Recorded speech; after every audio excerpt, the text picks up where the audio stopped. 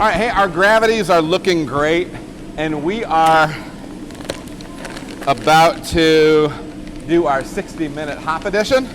Today we are using some high alpha acid Apollo hops. They're 18.5%. I wouldn't worry about brand hop type necessarily that it has to be 18.5, but I'll have the IBU, the exact IBU measurement for you when we break down the recipe. I need 4 pounds, and I think this is gonna give me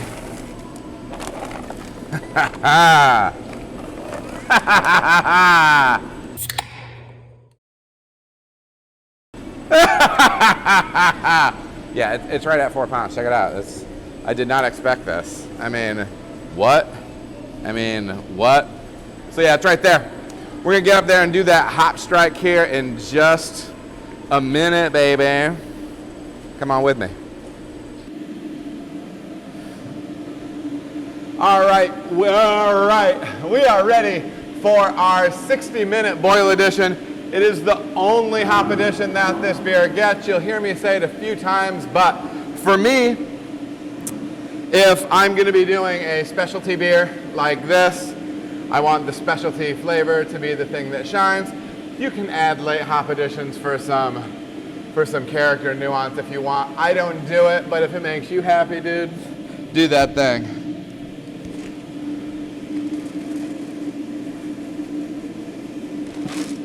Once again, I add these in sections. If there's any point when this thing is going to want to boil over, it's now. So I take my time a little bit, you know. We just grind out that huge, that huge mash tun, man. It's 1,400 pounds of grain. That's a lot for ours. We fit it into one bin because Josh is an OG, man. He set the goal and he accomplished it. All right, I'm gonna wait for that to calm back down, and then I'll really just see you later when we're ready to whirlpool. We're gonna put our sugar in there, and shoot, beyond that, we're gonna knock that thing into the fermenter, and yeah. I think that's it.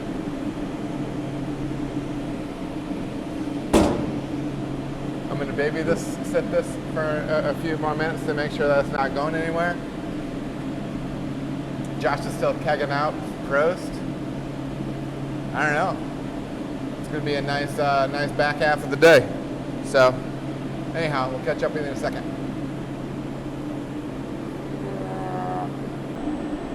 Hey there, everybody.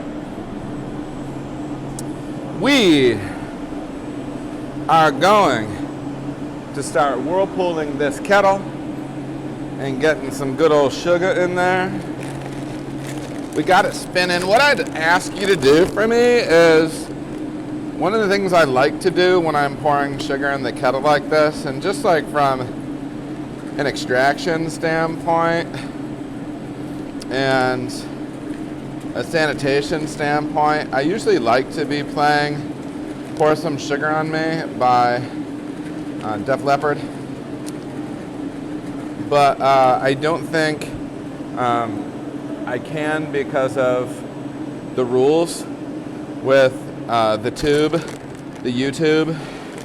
So copyright, you know what I mean? So just in your head, or just like play this over this part of the video to give you an appropriate feel. But in all seriousness, folks, we are adding our sugar to the Whirlpool, 100 pounds of dextrose, fully fermentable goodness.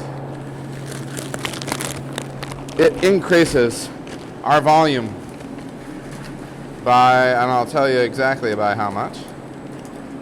We add it during the whirlpool because we want that whirlpooling action to help whisk this around the kettle and to help it dissolve. It is a very powdery version of, don't think of table sugar. This is a little bit more powdery than that. And it does go into solution pretty easily. I like doing it at Whirlpool though, because if I do get chunks, they're not just sitting on the bottom of the kettle. That's what I imagine it's doing, is sitting on the bottom of the kettle and burning. Could just be my own mania, but we can add it like this with the steam off or with the heat off. We don't have to worry about it as much. I'm going to give this 5 minutes to spin around, and then I will tell you how much volume we gained, because I want to give you the most accurate information. You know what I mean? Come on, people. This really gave us about 3/4 of a barrel, so that's cool. We're going to spin this, let it settle so all of the true particulate, grain particles, protein can kind of form a nice little artisanal loaf of bread in the center of the kettle, leaving nothing but clean wort on the outside, clean, clear wort for us to draw off as we go through the heat X, shot over to the fermenter. So I will show you that when we get to it. Okay, so we are running off Excalibur. We have it going through the heat exchanger, running along all these lines, or just line I should say, to right here. You can see this little block that we put on to take that to the drain. And what we do is, with that little block off line, that whole heat X and transfer line is full of a no-rinse sanitizer, peracetic acid, mixed to the appropriate concentration. We blow all of that out and then down the drain, helps prevent some mess. There is some wort on the floor right there, you can see, because I did take a sample of wort off of there.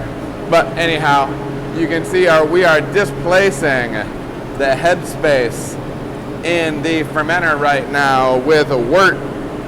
We are going to be fermenting this with dry 04 from a sap ale. We are pitching it at 66 degrees, and we are doing our thing. Next time you see me, it's probably going to be sipping this beer and giving you the full recipe. Beep. All right, everybody, thank you so much for watching. If you feel as if you got any value out of the video, please like and subscribe. There are also other videos that you can watch. They're going to maybe be over here or over here. Appreciate you watching.